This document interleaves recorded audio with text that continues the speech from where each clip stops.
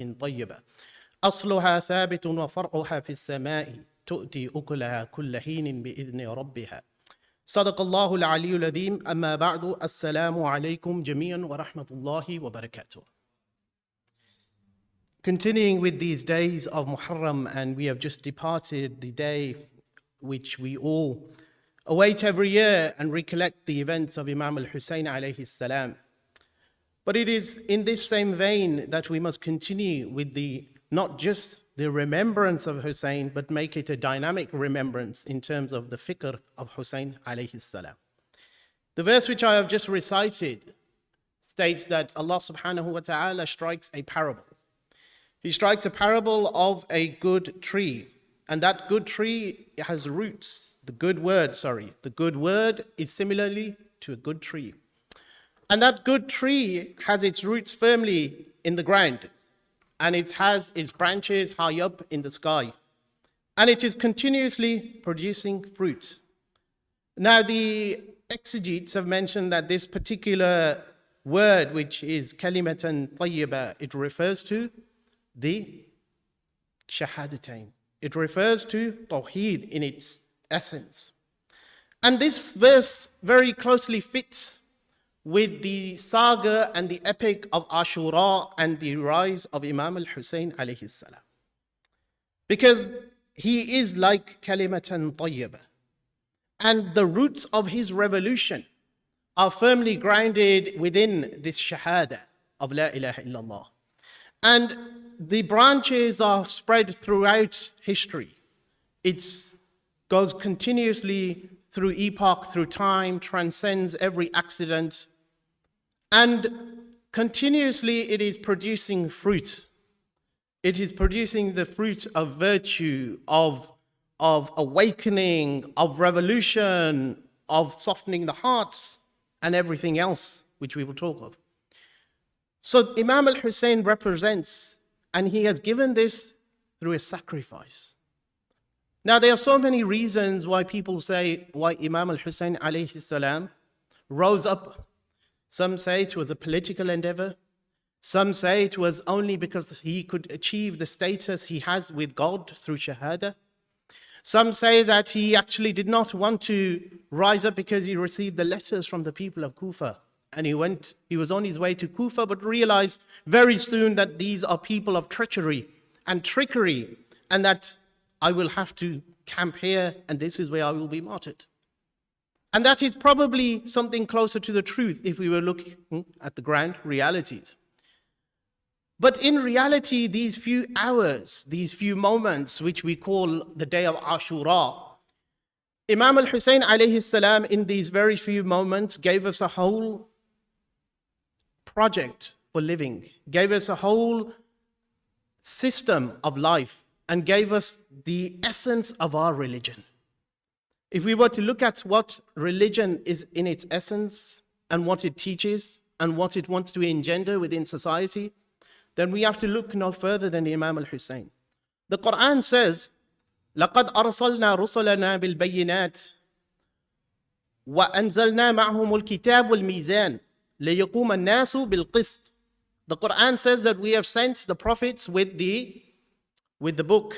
We have sent our prophets with clear evidences, with miracles. We have sent them with the book, and we have sent them with the mizan, the balance. Why? So that they may raise people. So people, in fact, this is the beauty of the verse, لِيَقُومَ النَّاسُ, that it is the individuals themselves that will create a just society.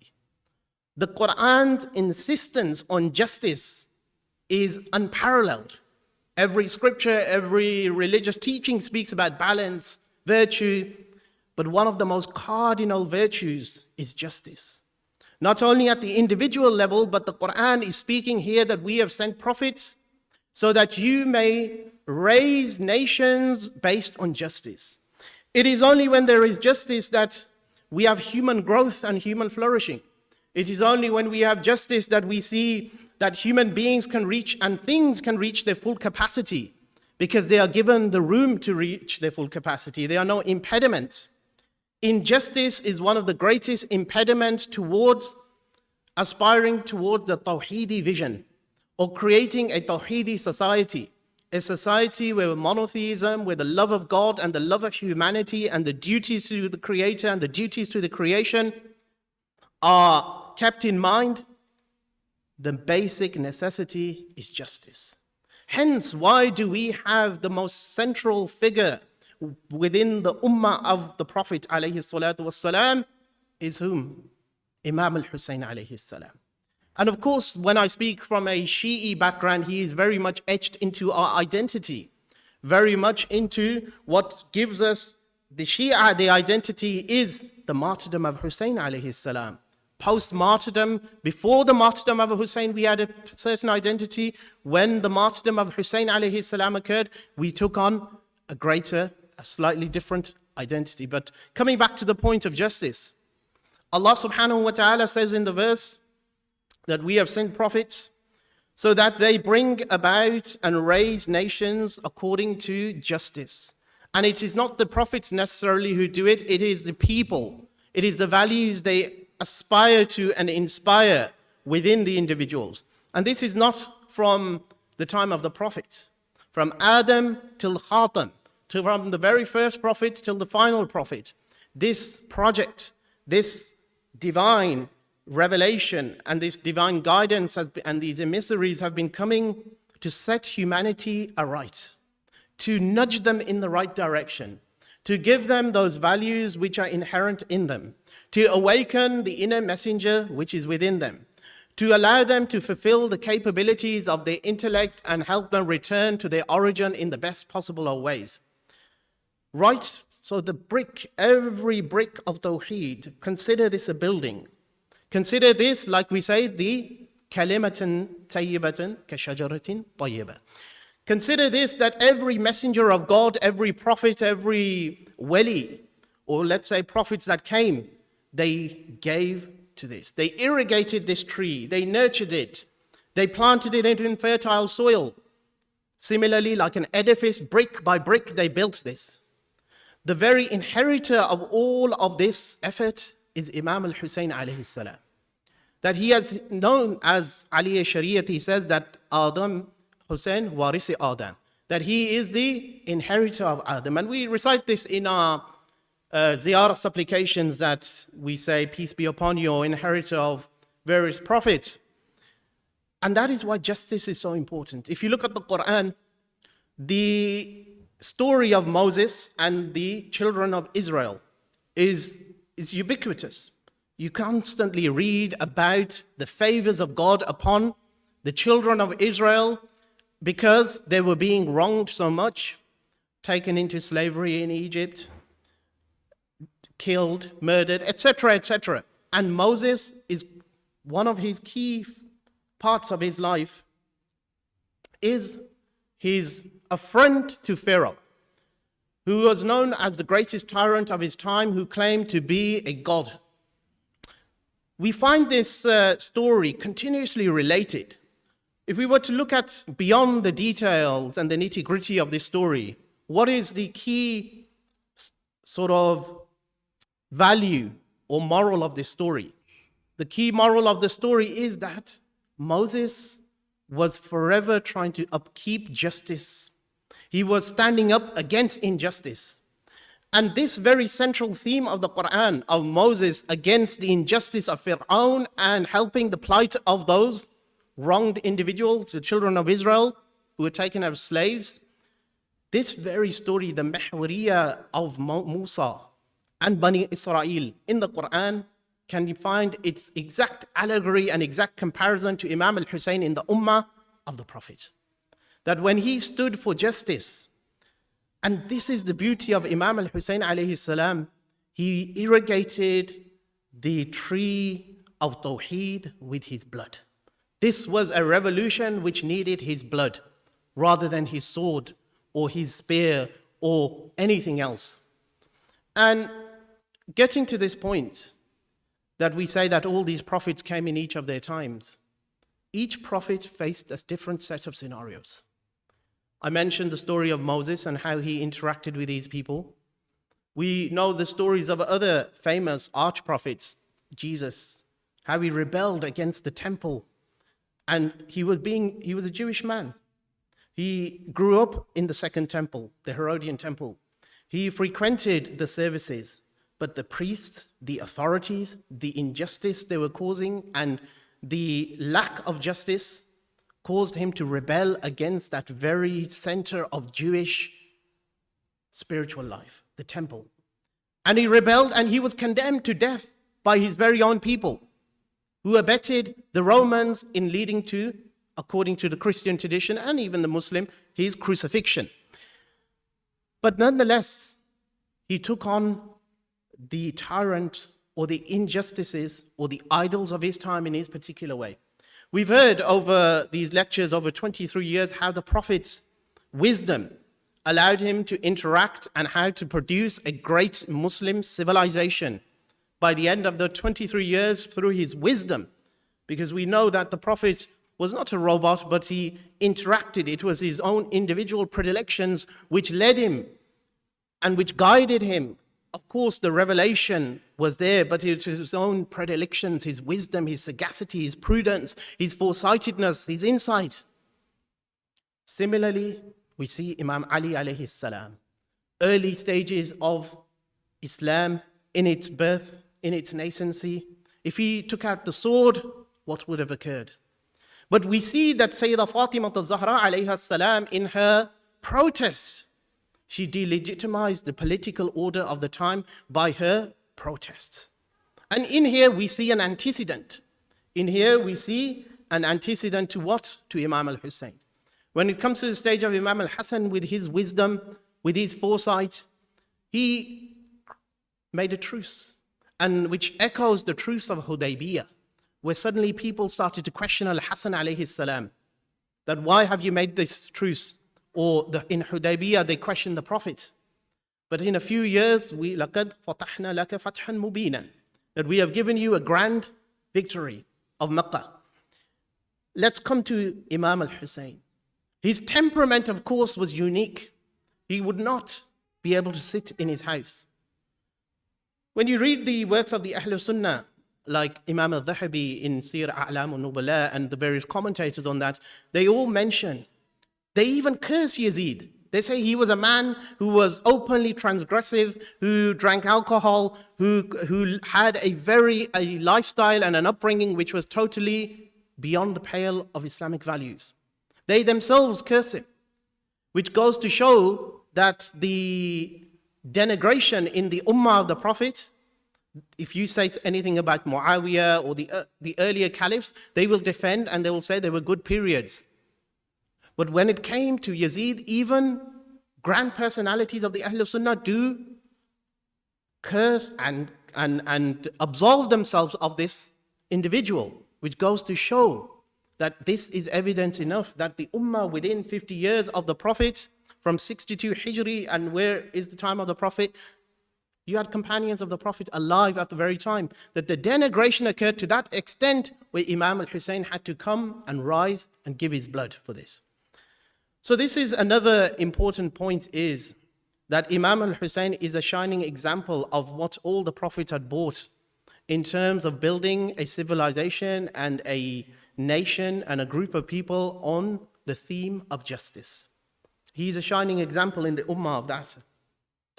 And also, as we say, that the Quran speaks about "Udu ila sabili rabbika bil hikmati wal maw'izati al hasana," call towards your Lord by wisdom and good exhortation and counsel. And similarly, the Prophet says, وَأَنزَلْنَا مَعْهُمُ الْكِتَابِ وَيُعَلِّمُونَ, to teach them. Al-Kitab wal-Hikmah, to teach them the book and Hikmah. What is Hikmah? Hikmah means that ability to translate the guidance, the knowledge, the principles, the values in the best possible way that will benefit humanity at its particular stage, which will be conducive to their growth, conducive to their liberation.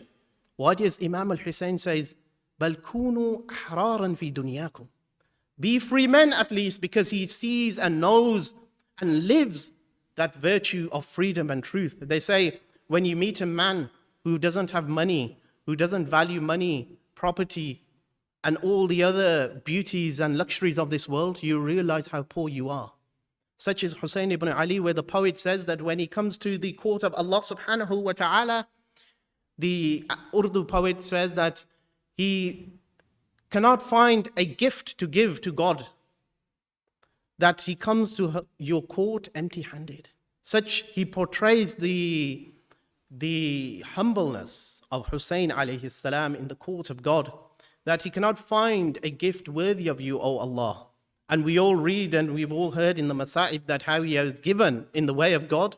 But Husayn says, "Oh God, I am still unworthy." And this is what we learn from this event and the legacy of this event is that it not only has fed into transcended so many dimensions and fields of Islamic civilization and thought, politics, political Islam, as we've seen in the 70s, revolutions have occurred on the back of the crying, rallying call of Imam Al Hussain alayhi salam, even to the extent it affects Islamic economics, Islamic ethics, Islamic theology, the effect it has on producing a brilliant literature, language. The Urdu language is not something which just appeared from nowhere. The Marathi or the Marthiyya of Mir Anis and the early exponents of Urdu were people who were pioneers of Marthiyya, of reciting elegies to Imam Al Hussain alayhi salam. The birth of this language occurred. And the other thing is the devotion of individuals to Hussein. People far, far removed by epochs from Hussein, culturally, ethnically, linguistically, who have no link. If you see them around the world, in Africa, in East Asia, they are not Arabs, they have no physical, but they see the spiritual link with their master. They feel the warmth that he has created. As the poet says, Dar nawa-e zindagi soz az Hussein, ahle haq hurriyat amuz az Hussein, that anyone who desires truth, anyone who desires freedom, will feel the warmth and the power and the pull and the attraction of this message. And it is with this that Iqbal talks about 3 principles that should govern your life. There's so much to be said, but I'm cutting it short. Principles of your life to achieve the higher self, the khudi.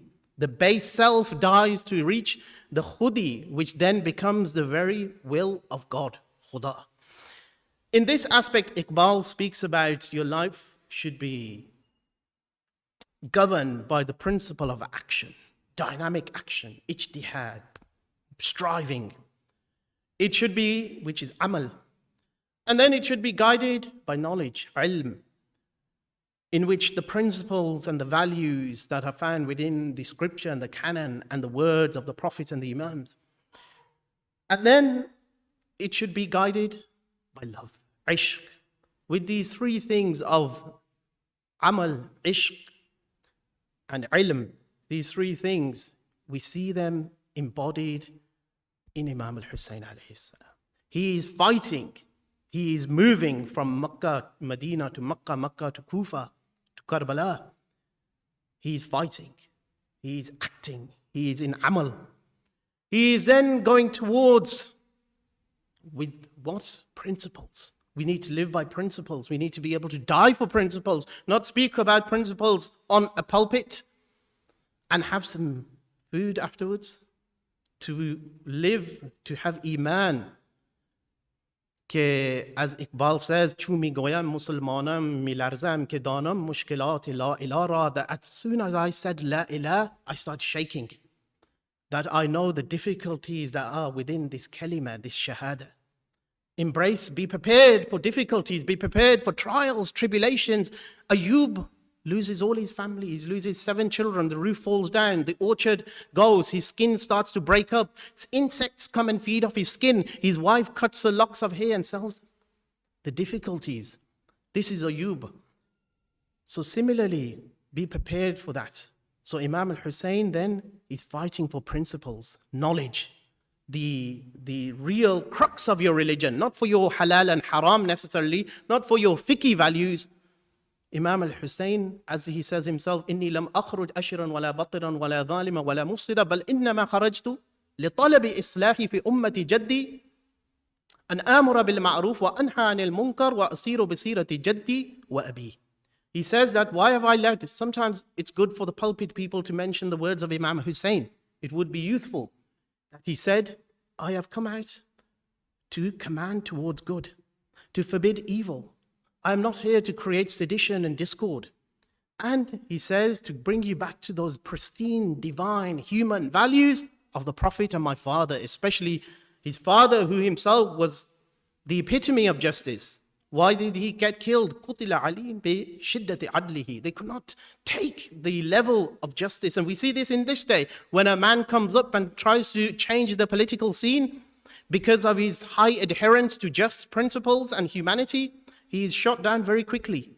The system, the corruption, but his blood, you need to keep fighting it. You need to keep going. And Hussein did not suddenly say, right, that's it, okay, it's getting too hot here, or it's getting too dangerous for my family. He continued because he stuck with his principles. And he said, Al-mawtum awla min ar.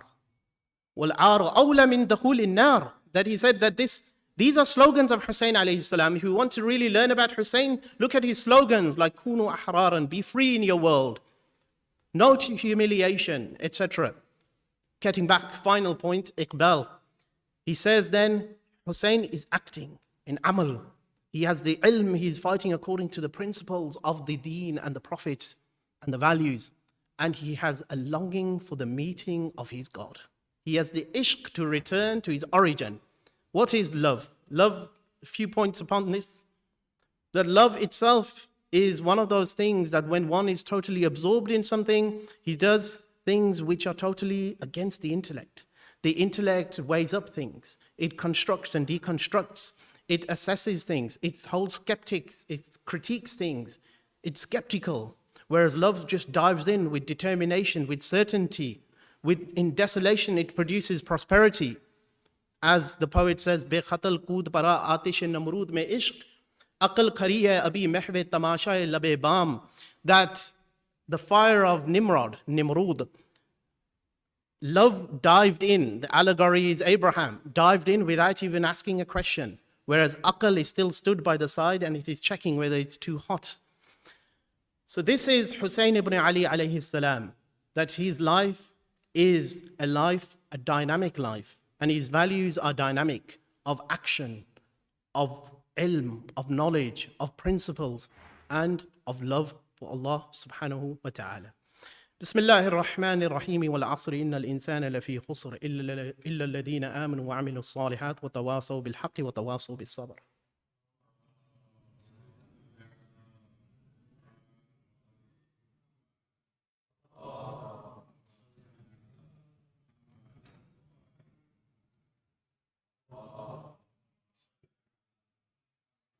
أعوذ بالله من الشيطان الرجيم بسم الله الرحمن الرحيم الحمد لله رب العالمين والسلام على عباده الذين اصطفى خصوصا محمد المصطفى وآله الطيبين الطاهرين أما بعد.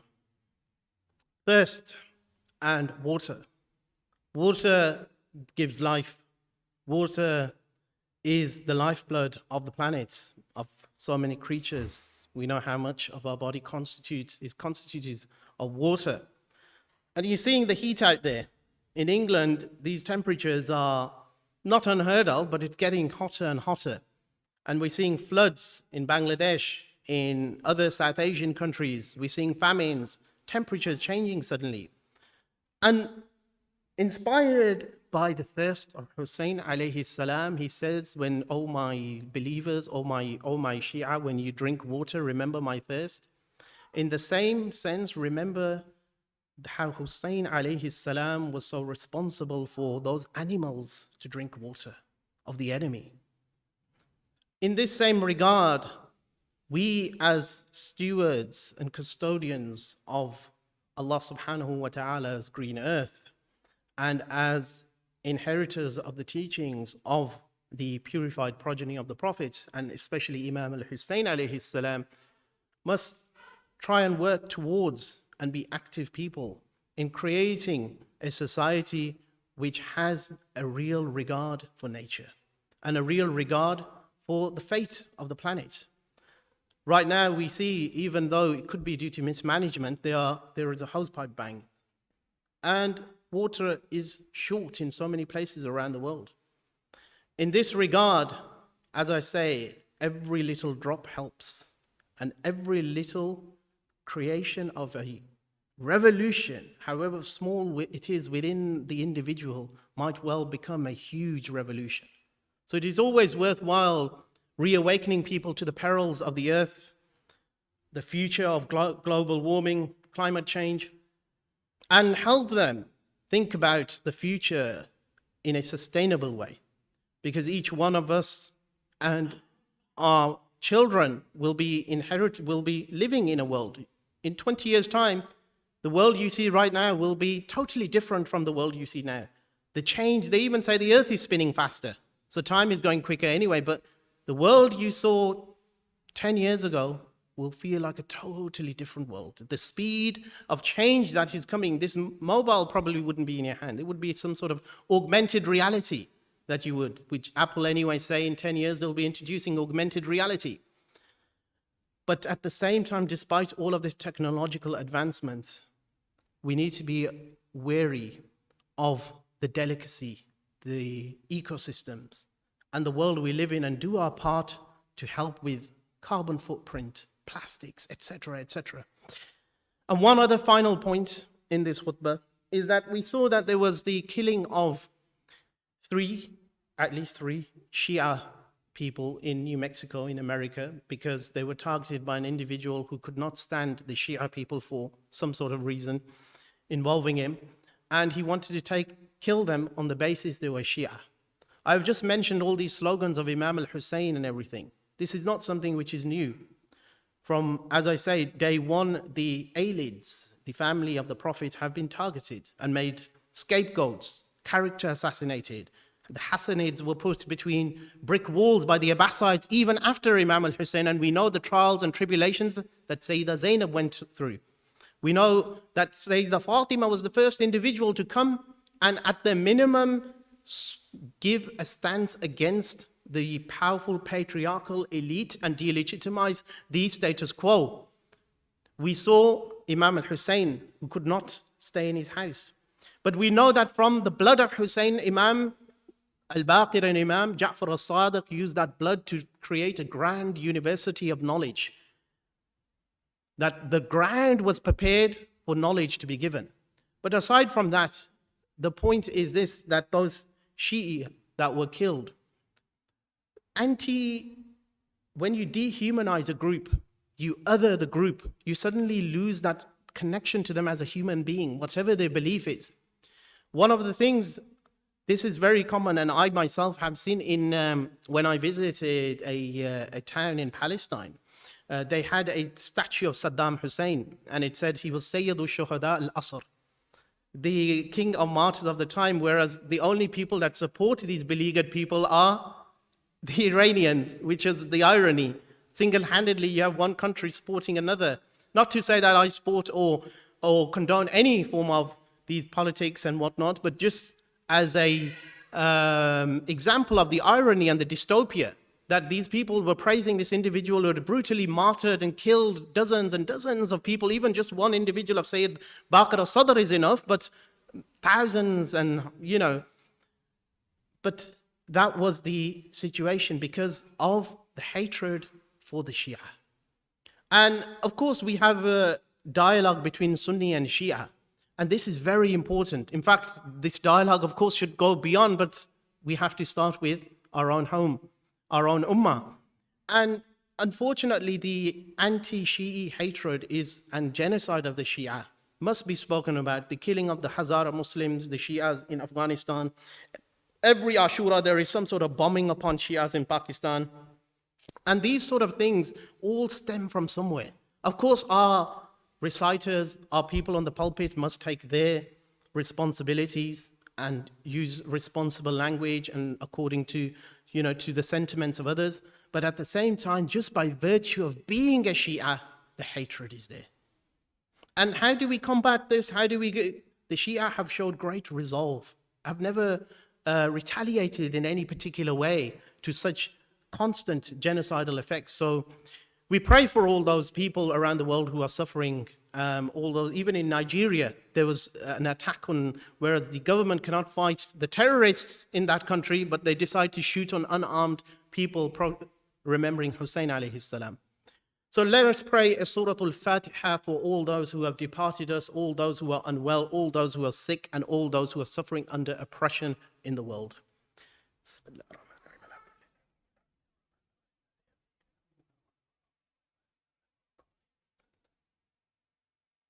بسم الله الرحمن الرحيم اللهم صل وسلم على رحمة للعالمين وخاتم النبيين محمد المصطفى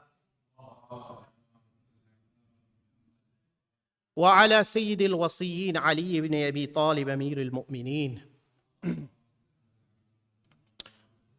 وعلى صديقة الطاهرة فاطمة الزهراء وعلى سيدي شباب أهل الجنة الحسن المجتبى والحسين شهيد بأرض كربلاء والأئمة المسلمين علي بن حسين ومحمد بن علي وجعفر بن محمد وموسى بن جعفر وعلي بن موسى ومحمد بن علي وعلي بن محمد وحسن بن علي والحجة المنتظر المهدي عجل الله تعالى فرجه الشريف. اللهم اجعلنا من أعوانه وأنصاره والمستشهدين بين يديه. إن الله وملائكته يصلون على النبي يا أيها الذين آمنوا صلوا عليه وسلموا تسليما.